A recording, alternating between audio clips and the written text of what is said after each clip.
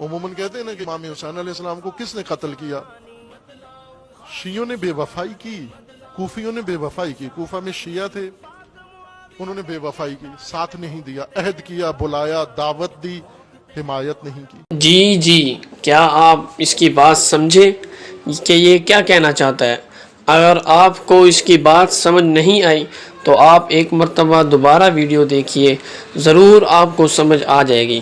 اگر آپ کو اس کی بات پھر بھی سمجھ نہ آئے تو بندہ ناچیز خاکی انسان حاضر خدمت ہے، میں آپ کو سمجھا دوں گا۔ ایک مرتبہ آپ دوبارہ ویڈیو سماعت فرما لیجئے۔ عموماً کہتے ہیں نا کہ امام حسین علیہ السلام کو کس نے قتل کیا؟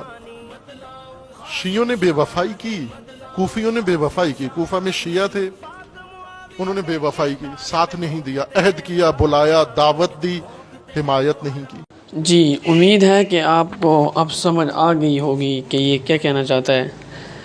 یہ کہنا چاہتا ہے کہ حضرت حسین رضی اللہ تعالی عنہ کو ڈیش نے کوفہ میں بلایا، کوفیوں نے کوفہ میں بلایا، ڈیش نے جب بلایا کوفہ میں تو حضرت حسین رضی اللہ تعالی عنہ کے ساتھ انہوں نے بے وفائی کی، دھوکہ دیا، ساتھ نہیں دیا، تو انہی ڈیش کی وجہ سے انہی ڈیش والوں نے حضرت حسین رضی اللہ تعالی عنہ کو قتل کرایا اور کوفیوں نے قتل کرایا۔ اب اسی عالم سے، انہی کے عالم سے یہ بات ثابت ہو گئی کہ ڈیش ہی حضرت حسین رضی اللہ تعالی عنہ کے قاتل ہیں۔